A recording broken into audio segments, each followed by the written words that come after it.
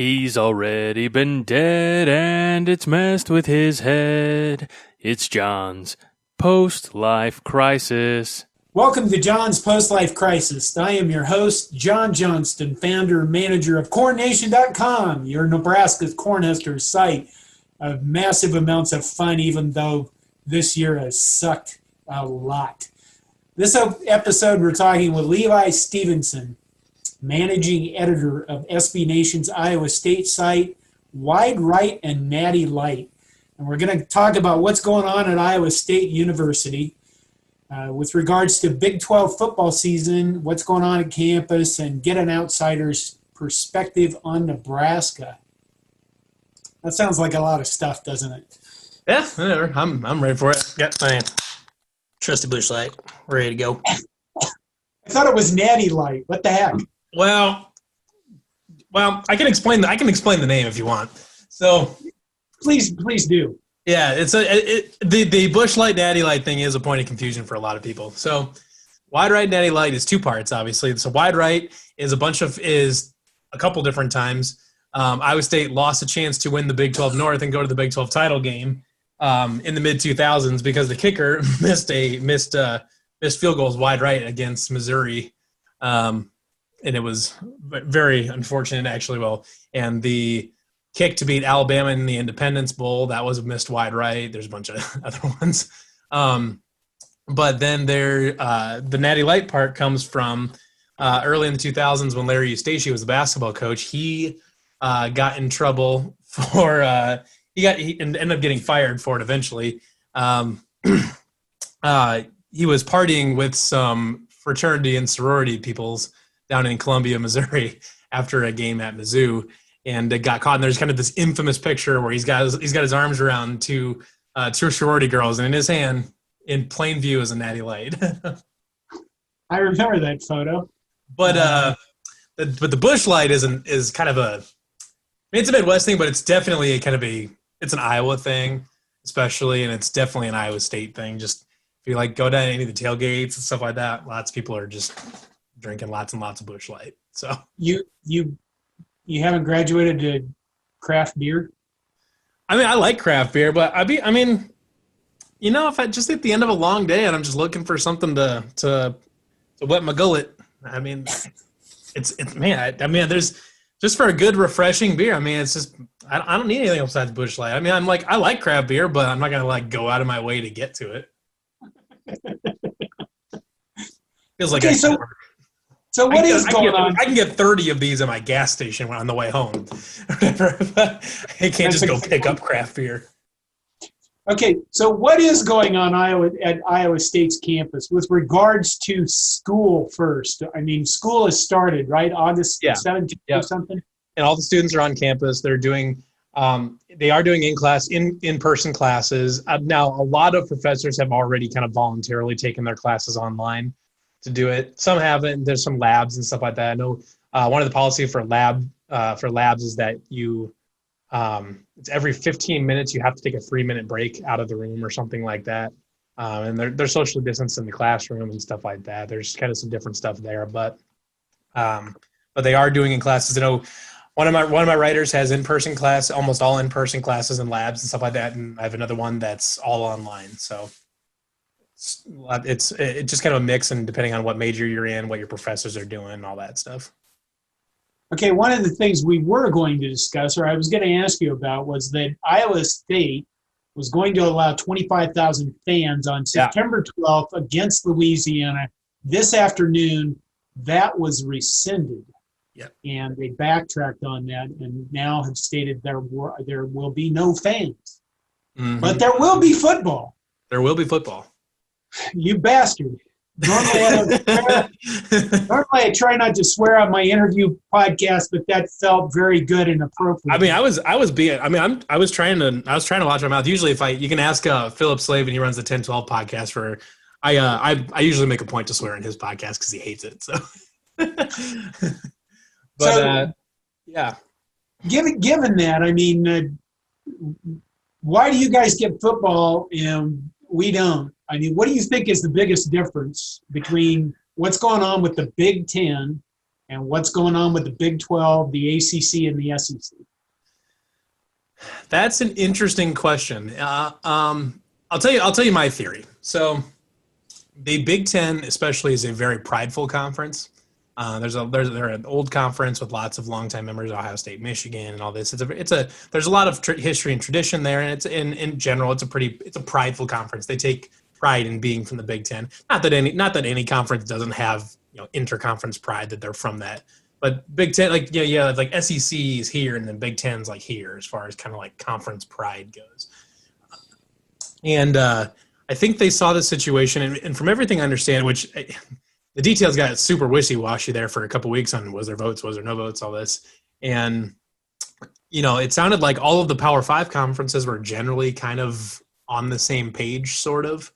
And then all of a sudden, out of nowhere, the Big Ten just flipped a switch and just decided to go conference only. And it caught everybody off guard. And I think they did the same thing, I guess, I think they did the same thing when they canceled outright, is that they wanted to be the first conference to say, we canceled the season. We saved the world by canceling football. And I think that's part of it, because I think the Big Ten was expecting, I think the Big Ten was expecting different conferences to go in with them, because I think they were expecting the SEC to go in with them and the ACC, and that way the Big Ten would go in and then everybody else would follow in, and the Big Ten would be able to say they led the charge and all this. And because the confusing part is that they have the same data as the SEC does, the ACC, the Big 12. They're all working on the same numbers. They all talk to the same people. So why did the Big 10 come to this conclusion that they needed to go to conference only a week before everybody else, and then cancel their season a week before, or before anybody did, and before anybody was even really ready to? Why did they do that?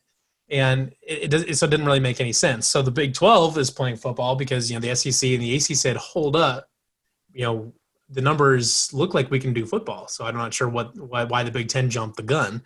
So then it was this weird little, it was like a 24-hour span where for amazingly, the college football universe hinged around the Big 12. Because if they went with the ACC and the SEC, then we were having football. Then those three conferences were having football. If they went with the Pac-12 and the Big 10, then you'd have three conferences not playing football, and at the end, the ACC and the SEC might have both also canceled football. So it's kind of weird. Then the whole thing backfired because Big 12 went to play football, obviously, because the numbers are pointing that direction that they can make it work. And they followed the SEC and the ACC. And so now you have this thing, and then the Big 10 turned around and kind of had a little bit of an egg on their face, like, wow, what the hell? Nobody else went with us. And now we're kind of in this, and now they're kind of now we're hearing that they might backtrack. And there was that whole saga there for it was 3 or 4 days where we didn't know, did they take a vote? Did they not take a vote? What was the votes like? Did Iowa and Nebraska try to defect? All this. There was this whole deal. It was the most bizarre sports news cycle I think I've ever seen. Because it was just going back and forth where nobody knew what was going on. Everyone's like, well, the president's voted, the coaches voted, or whatever, and the coaches are like, we didn't vote, nobody voted. And then it's the weirdest thing, but I think honestly it comes down to the Big 12 is playing football because they took a risk, I think, and they wanted to have the option to play football, because if you cancel the football season right away, it's hard to justify being like, well, actually we can play football.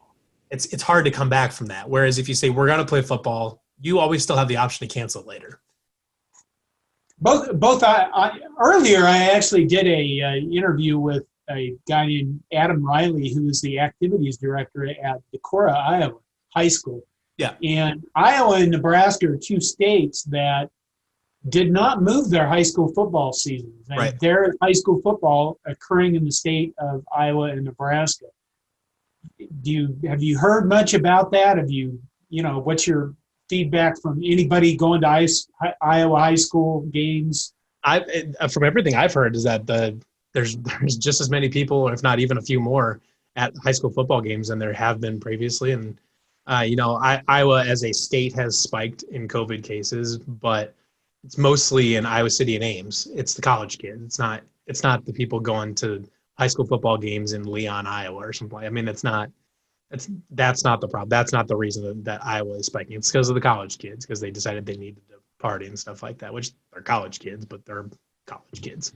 So it's, that's a there's probably 1,000 reasons why, and you can talk for hours and hours and hours of why everything's spiking, why things are the way they are. But, it's from everything I've heard as far as high school football, that so far it's actually gone pretty well. I haven't heard of any where there's been a big breakout or like a big outbreak on any team or anything like that, or a big outbreak among fans of a certain school or something like that. I haven't heard about any of that, so it sounds like it's actually going fairly well. Now they've only played like 1 or 2 games, but we're still early. But from everything that I have heard, it sounds like it's going fairly well. So, okay, Iowa State's season starts September 12th against Louisiana in Ames. Yep. Do you think that the Big 12, and I'm just for you, Iowa State, do you think that they'll be able to carry out a successful football season? I mean, if I said put $50 on it, I don't know, something that would be painful. $100. Sure, yeah, something meaningful. And I think I would be tempted to put money on there being a full season. Being a full season, being if you're taking fans out of the equation, I feel more comfortable about it. I mean, we already don't have football. We already don't have fans for the first game. And bringing fans, like eventually working fans in, I don't know. That's a dicey venture because maybe mathematics, maybe math-wise, or from the health experts, the health experts say that it's okay, that it's going to work.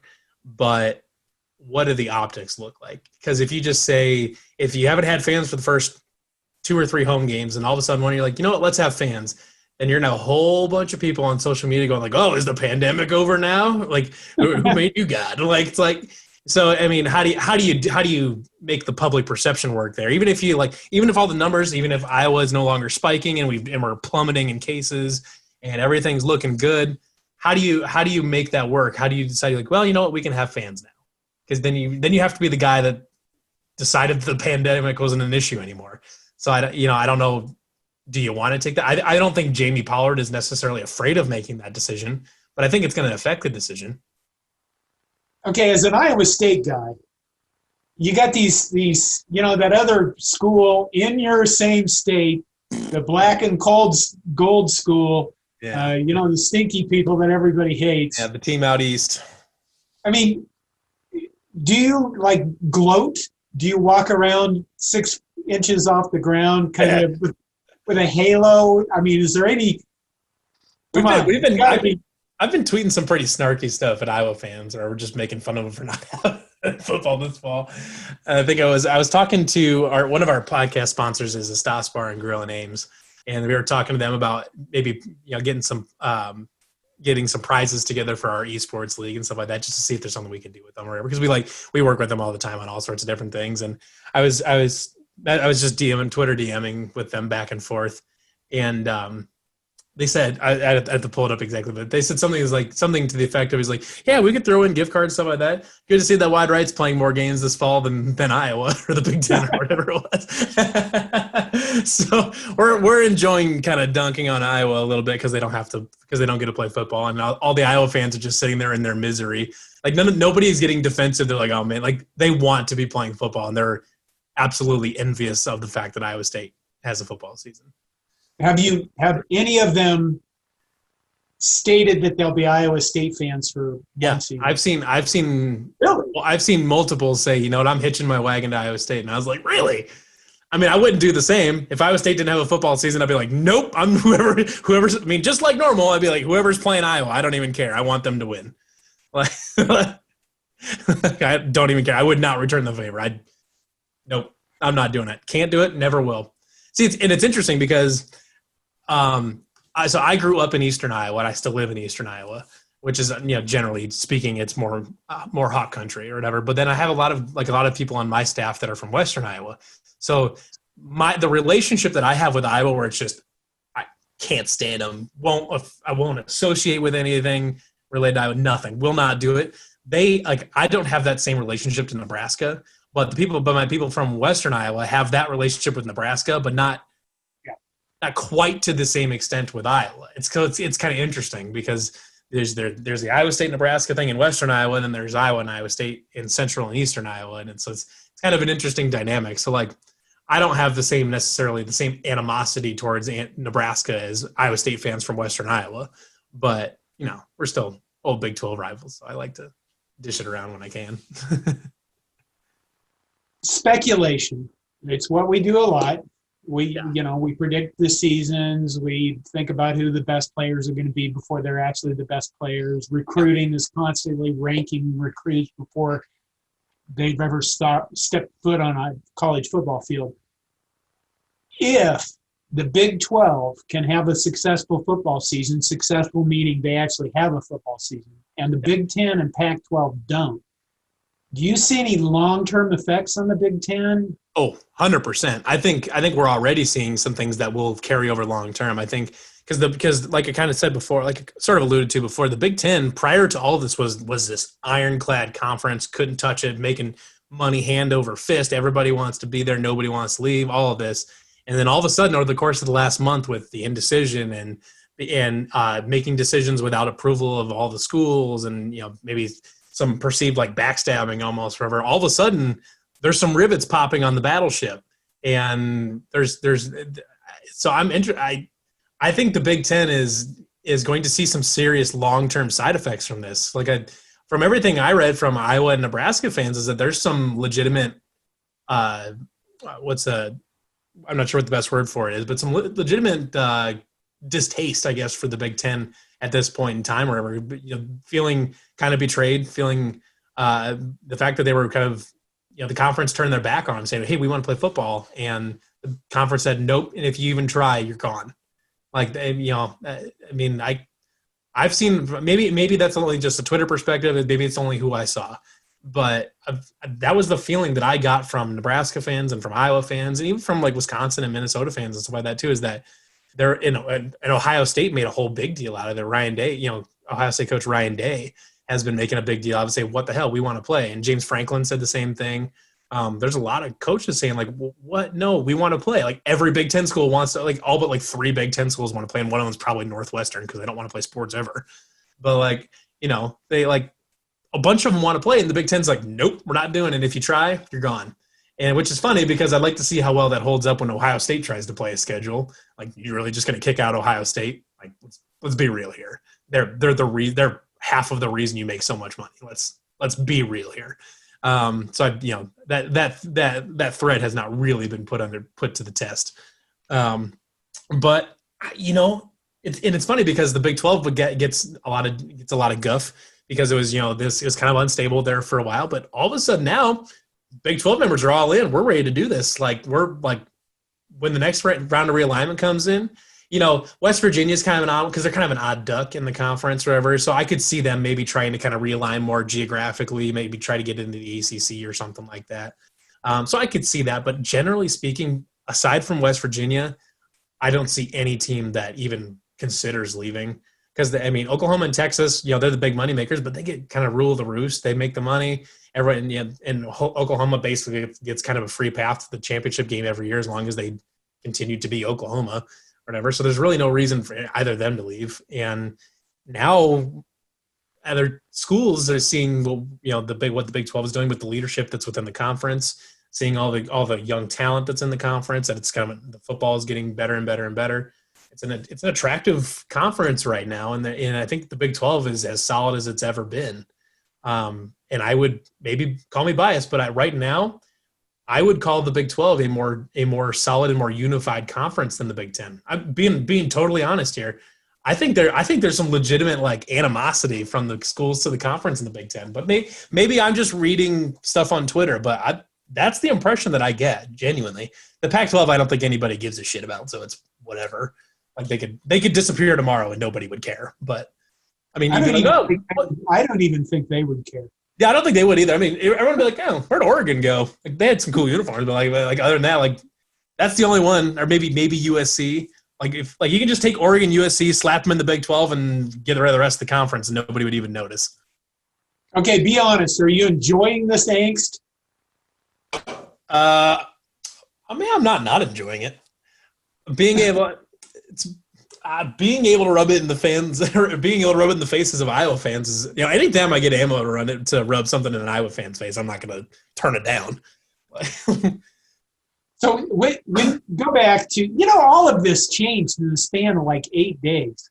Yeah. It literally went from the Big Ten being, like you said, a long-term, stable, very prideful conference to a bucket of poop from a PR. Are you okay? Yeah. You got me with the bucket of poop line. Well, like I said, I try not to swear on the interview content. Maybe that's what they stick in that old oaken bucket that they play for. It's the old oaken bucket full of poop. Okay, when you heard, Scott Frost caught a lot of crap, and Nebraska caught a lot of crap from Desmond Howard, Pat 40, whatever these. I'm trying not to swear. Yeah. And, there was this thing where Nebraska was going to come back to the Big 12. What were your thoughts on that happening? Honestly, Did you welcome Nebraska back with open arms? Honestly, I'm personally, like I said, don't have the animosity towards Nebraska fans. A lot of Western Iowa Cyclone fans do. I'd be all about it. Nebraska, in my mind, I think Nebraska leaving for the Big Ten was a mistake to begin with. I thought it was just a money grab. I think they are a hands down better fit for the Big 12. I think they are. From a culture perspective, from a geographic perspective, I think Nebraska in the Big 12 makes a ton more sense than Nebraska in the Big 10. I've always thought that, and I always will. And there's some really great old rivalries there that we're missing out on, like Nebraska and Oklahoma, Nebraska and Iowa State, Nebraska and Kansas, and all this. Where there's lots of really good old rivalries there that should be happening. Like I'm sorry, people can try to force it all they want, but Iowa and Nebraska is just not. It's just not there, man. I get it, but it feels forced. It doesn't feel like a natural rivalry, and it not the same way that Iowa State and Nebraska, or that Nebraska and Oklahoma or anything like that. Like those are natural rivals. Those are rivals. I don't know how many times Iowa State and Nebraska have played football, but it's a shitload. Like Iowa and Nebraska have played football 20 times maybe, or something like that. Like it's not a historical rivalry. It's not a rivalry that anybody really cares about. I did see that some tryhard on the internet tried to coin Farmageddon as the Iowa Nebraska rivalry, and I was like, no, that's very clearly Iowa State, Kansas State. Like that's ours. No, can't do that. Next year, West Virginia joins the Big Ten, and Nebraska goes back to the Big 12. I'd take that trade. I like West Virginia. West Virginia culturally is very, very similar to Iowa State. We relate to them very, very well.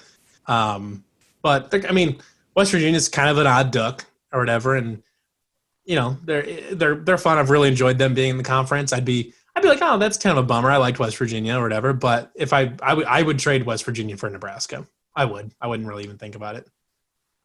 One of the reasons why Nebraska, you mentioned money grab.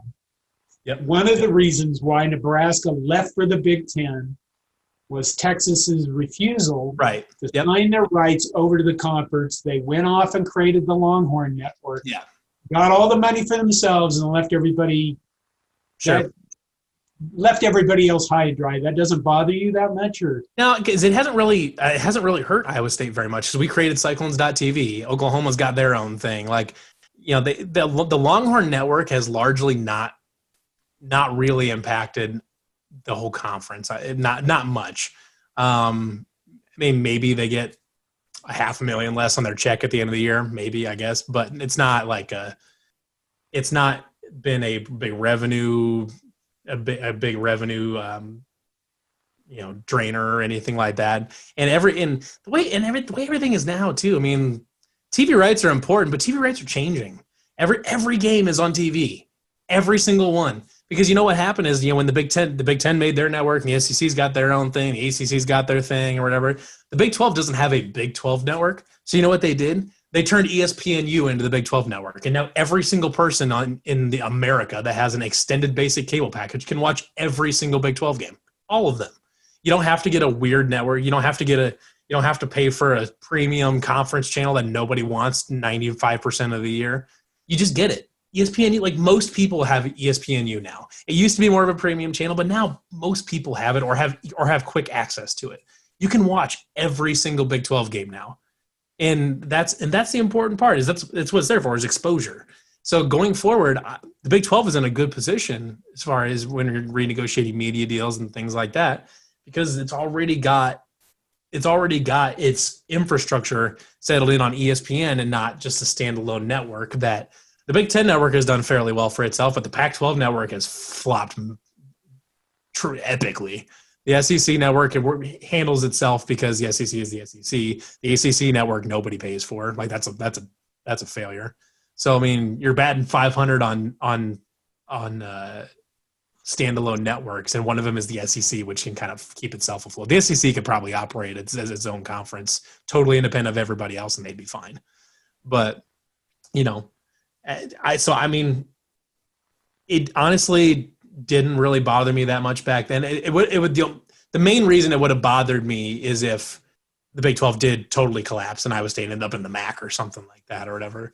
That was predicted. That was kind of what was that was a possibility, but hindsight being 2020, it didn't really. I mean, the conference didn't break up, and nobody's worse off because the Longhorn Network exists. So let's speculate again. Let's say Iowa State gets 2 games in, and then the Big 12 and the other conferences have to fold the rest of the season. Yep. What do you see next year? I mean, it doesn't hurt the Big 10 long term. They look like they're right. Or do they look like they're right? Sort of. I mean, but there's still something to be said for trying and trying to make it work. I don't think anybody would hold it against the Big 12 or the SEC or the ACC for trying. If it doesn't work, it doesn't work. And everybody acknowledges that going in. Even everybody that was for a football season pretty much fully acknowledged that things can change and stuff, and maybe you can't finish out the season, and that's what it is, but you still tried. And because, I mean, college football is so ingrained into the fabric of our society that it's worth trying, because it's at least a somewhat of a return to normalcy. It's a stable foundation you can ground yourself on. And if you have, even just 3 out of 5 Power 5 conferences playing on Saturdays, even without fans, that's still better than nothing. And a complete and total cancellation of the entire season from the very beginning, I think would have been a pretty huge red flag, saying that this is not something like it. To many people, I think it would have made this feel far less overcomable. Like I think people would have felt more insurmountable. And I think at least trying college football is a good idea. I think it's a good idea to try to get as close back to normal as we can for now. And if it doesn't work, you tried and it just didn't work. Iowa State football 2020 under Matt Campbell, right? Mm-hmm. How does it look? How's the season? If this was a normal year and I asked you that question, I said, tell me how good Iowa State's going to be or what the record's going to be like. Give me a brief synopsis of what you're seeing. So in a normal season, I think you're probably looking somewhere in the 9-3, 10-2 range. They should be very good. I mean, Brock Purdy is one of the best quarterbacks in the country. There's Trevor Lawrence, Justin Fields, and there's kind of another tier right there. There's a second tier there that's got Brock Purdy and the kid from North Carolina and Keaton Slovis from USC, and there's a few other guys that are stuffed in there in that tier 2. And Brock Purdy, if you ask a lot of college analysts, Brock Purdy's sitting in that tier 2. He's a really, really good quarterback. He owns 21 school records. He's going to own a bunch more at the end of this. Even in a shortened season, he's going to own a few more. And if for whatever reason, if he stays past this year, he's going to own virtually everything. Which it's kind of funny. That's an interesting situation too, because he can technically leave after this year. And I think he probably will, because I think his mock drafts have been looking very, very good. But he could theoretically, if the season got canceled, he could play 0 more games in Iowa State. He'd be done. We'd never see him play an Iowa State uniform again. If he technically, because this year doesn't count towards eligibility, he could play this year and his 2 remaining years of eligibility after that, and theoretically play up to, I think it counted 43 more games. So somewhere between, we'll see Brock Purdy in the Iowa State uniform somewhere between 0 and 43 more times. Don't know what it's going to be, but it could be either of them. But you've got Brock Purdy. Breece Hall is one of the best young running backs in the country. There's a very deep wide receiver core. It's not necessarily a star power like an Allen Lazard or a Hakeem Butler, like we've seen in the past. You don't have necessarily that star guy, but it's as far as just depth of talent and athleticism, no question, it's probably the best one that Iowa State's ever had. Iowa State also eat your heart out, Iowa, because Iowa State currently is tight end U. Every single website that I've looked at in the preseason has Iowa State listed as the best tight end unit in the country. Charlie Kohler he's arguably the best tight end in the country, and they've got two of them behind them that are almost as good. They all do different things, and they'll have two of them on the field almost every play, and sometimes they'll put all three of them on the field. And then the three guys behind them are really good too, and they'll be good. And I would say it's set at tight end for the next 5 to 10 years probably. But you've got that. The whole key on the offense is the offensive line, which is young. You're replacing 3 starters, but 2 of them sucked anyway, so whatever. You're getting two younger but vastly more talented players, and plugging in a third one that's physically very imposing. His name is Rob Hudson. He's 6'8", 320. He's gonna be a guard. So that's a nice road grader in the middle. So we'll see how that comes out. But there's more talent there than it hasn't been there for a long time. Flip over to the defensive side of the ball. The secondary is rock solid. You only lose 2 starters off of the defense from last season, and one of them probably didn't play up to his potential. The defensive line should be good. It should be good. It's flush with pass rushers, but we'll need more. We'll need help in the interior, especially in run fits, because Iowa State runs a 3-down defense a lot of times. So your nose tackle has to be. They have to have their shit together, basically. And if they can find a good nose tackle, they can do that and maintain run fits.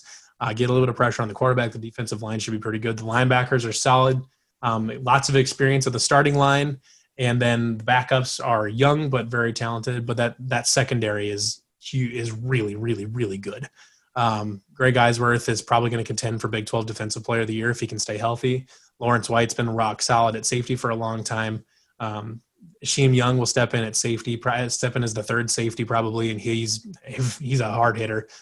He's redshirt freshman, but he had offers from Penn State and Ohio State and a bunch of these schools coming out of high school. Then you've got a couple really nice rock solid corners and some good young guys there too. Iowa State's been the best defense, has been one of the probably one of the 2 or 3 best defenses in the conference for the last 3 years, basically. They're very good. They do a good job. I mean, there's a lot of really good stories coming out actually now about how lots and lots of schools and NFL teams have been coming to Iowa State over the last couple of years trying to learn their 3-3-5 stack or 3 or 3-2-6, whatever. It morphs quite a bit, but it's kind of a modern defense to fit modern offenses because lots of offenses in the NFL and college football are going towards Big 12 style offenses. So you need Big 12 style defenses to combat those. And Iowa State has kind of pioneered that and turned it into a really successful unit over the last few years, and I expect that to continue. So you have a unit that's capable of being top 20, top 15, and last year the offense was top 20. So if they can, I think they should be better on off. They should be more consistent on offense, and they should be able to take another step forward on defense. So even in this current season, there is no game they can't win. They play Oklahoma at home early in the season. I think they have a pretty solid shot to pick off Oklahoma. The toughest one is at Oklahoma State in a couple weeks after that. That's a tough game. Oklahoma State should be pretty good. That's probably one that I'm sort of expecting to lose. Not expecting to lose, but I think I don't think they'll win that one. That's a tough game. But 9-1 is it's within the realm of possibility. I think a 9-1 season is certainly a realistic goal. It's a lofty one, but it's realistic. It's definitely doable. And honestly, if they have a good day against Oklahoma State, an undefeated regular season is not out of the question. It's not. Which is a really odd thing to say for Iowa State fans. And Nebraska fans are really not used to hearing that come out of an Iowa State fan. You're just sitting over here like, what the hell is this? Like, I know I haven't been in the Big 12 for 10 years, but what the hell is happening? Freaking Iowa State fans up here talking about going undefeated and shit, like my freaking Twilight Zone or whatever. But honestly, I'm old and crusty, and most of my life we just beat the snot out of Iowa State. And suddenly, we haven't been to a bowl game in 3 years now. We and Iowa State's been to 3 straight bowl games. So, have you paid attention at all to Nebraska football? A little bit. I mean, like I said, you're not. I don't have an emotional connection to Nebraska because I didn't grow up on that side of the state, and I don't really pay attention to Big Ten football that much, aside from when I get a chance to make fun of Iowa. But I have paid attention a little bit. So, from an outsider's perspective, what do you think about Nebraska and Scott Frost? Here's your chance. Here is your chance to get your shots in, buddy. Yeah, well, you're fighting way up here. Well, you're enjoying your might-be undefeated season. So I think Scott Frost is a good cultural fit for Nebraska. I think he can be successful there. I think one thing that people forget or that don't always realize about Nebraska. So when Nebraska was really, really good, the rules were a little bit different. So there wasn't scholarship limits. TV was a kind of a thing, like where there wasn't a lot of games on TV. But you know who was on TV? Nebraska. And they were the Midwest option. So Nebraska was always on TV. They got the exposure. So they got lots of really, really big recruits because they were always on TV, and they were the Midwest team that was on TV, and there was no scholarship limit. So they could hoard all these, they could have 120 people on the roster.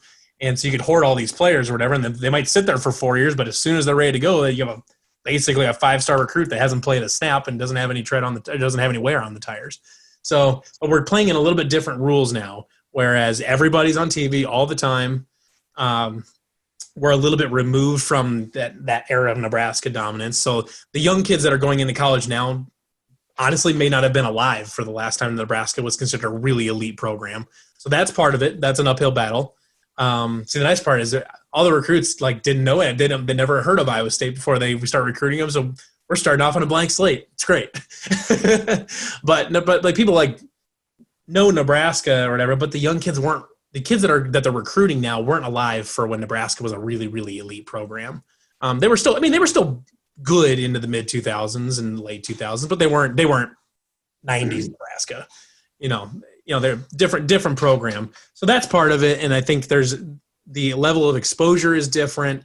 There's the scholarship limits, I think, is a legit thing now too, where it's harder for teams to hoard lots and lots and lots of really good players, kind of like Nebraska did, which has worked for them. No, not going to knock them for doing that. It worked great for them. But we're playing it by a little bit different rules now. So I think this is probably going to hurt to say, but I think Nebraska fans may want to re-gauge where they sit among the college football echelon. I know it hurts to say, I know it hurts to hear, but just from an outsider's perspective, I think it might be time to re-gauge just a little bit, because if we're being realistic, there's not much around Lincoln. Somehow Lincoln is actually farther away from stuff than Ames. You got Omaha there, but what's after Omaha? Okay, just so you know this, when you say re-gauge, what I am hearing is Nebraska should come back to the Big 12 and kick all y'all's asses into the ground. Or something like that, anyways. Yeah, I don't know. It's the Big 12. Honestly, the Big 12 is a good time now. All we do, we just have fun. We sling the football around. We score points. We have a good time. Call it. Say we don't play defense all you want, but you know who has fun playing football? The Big 12 has fun playing football. We don't. Okay, well, we don't have the 17-14 slugfests and shit like that. Give me a 42-38 game every day of the week. You don't have score some damn points. You don't have Kirk Ferentz punting. Well, that's true. Punting from the opponent's 35-yard line. Yeah. Okay, before you made that last statement, I was going to ask you this question, but perhaps it's too late. You may be able to recover. We'll see how good a politician you are.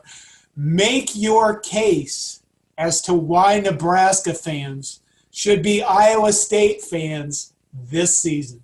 Okay. Well, one, we're playing football, and you're not.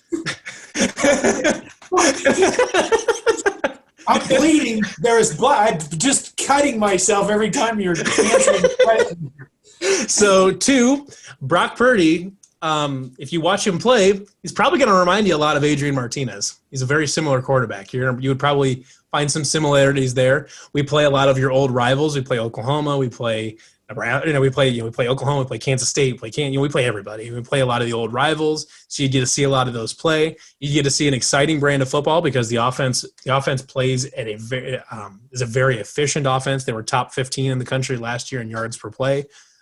They have a really good, solid defense. A little bit different than you're seeing in the Big Ten, where you have the big hog mollies up front. You're like, and we run 4-3 and shit like that. Like, no, we have athletes with speed and stuff like that. So you get to see a different style of football. You get to see an exciting offense. You get to see all your old rivals. And Iowa State's probably going to beat them or whatever. I honestly, if Iowa State goes less than 7-3, I think it will be considered a pretty massive disappointment. But you're going to see good football. You're going to see against old rivals. You're going to see football. You're going to see lots of points go up. You're going to see good defense. I mean, it's close by. You might we have guys on the team that are from Western Iowa.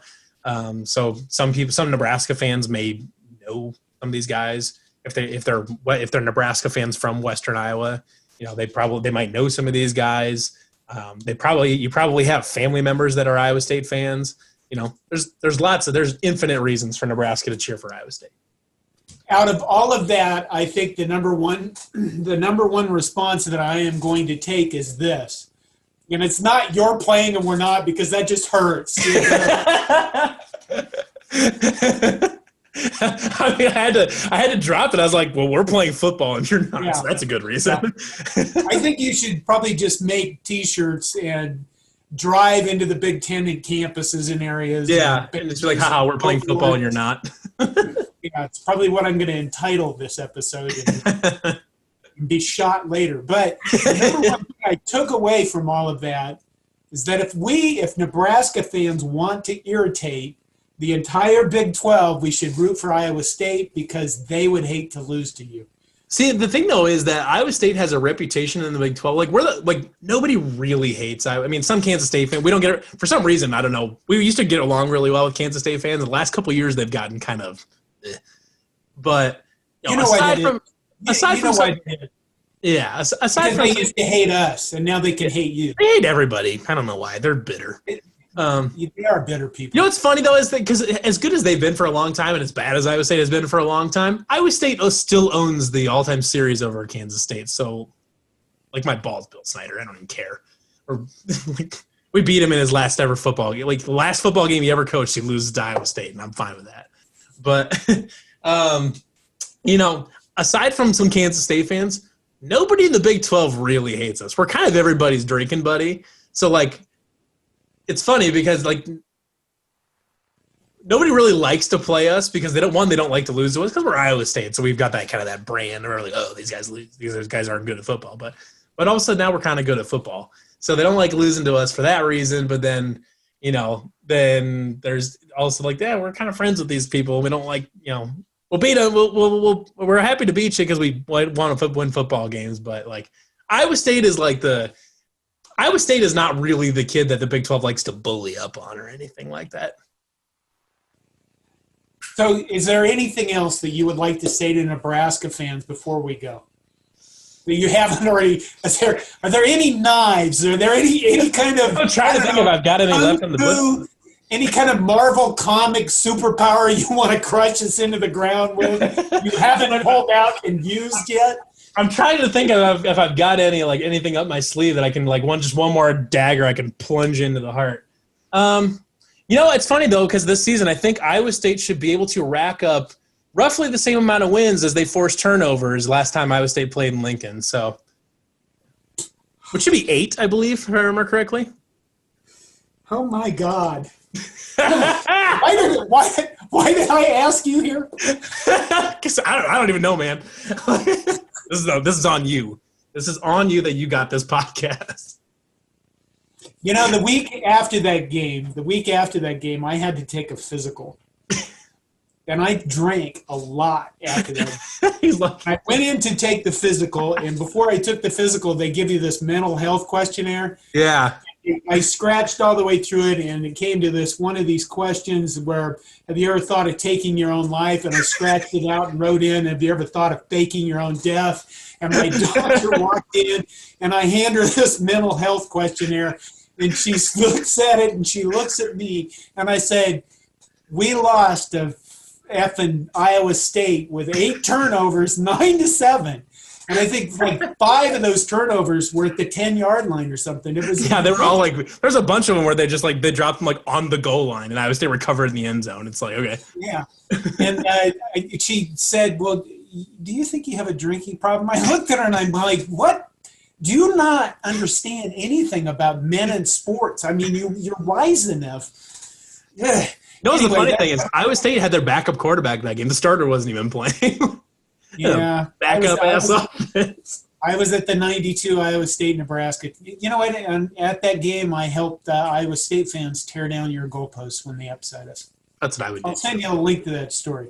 I'll have to read that. Okay, I think I've had enough, and I probably should go to the doctor now. Not only get my head examined, but all these flesh wounds probably fixed so that I'm not going to bleed to death in my sleep tonight. This has been John's Post-Life Crisis in a very special episode with somebody who's playing football when we're not this fall. Those bastards from Iowa State. Thank you, Levi, you SOB, for joining me. Thank you for having me on. You see, you were like, you want to do a podcast? And I was like, do you want to do a podcast? I didn't realize I was in for this, man. Okay, that's it. You should have. What you should have done is you should have asked around my other Big 12 counterparts. Be like, should I bring Levi on this podcast? And they'd be like, I don't know, maybe not. Oh my God. Okay, we're out.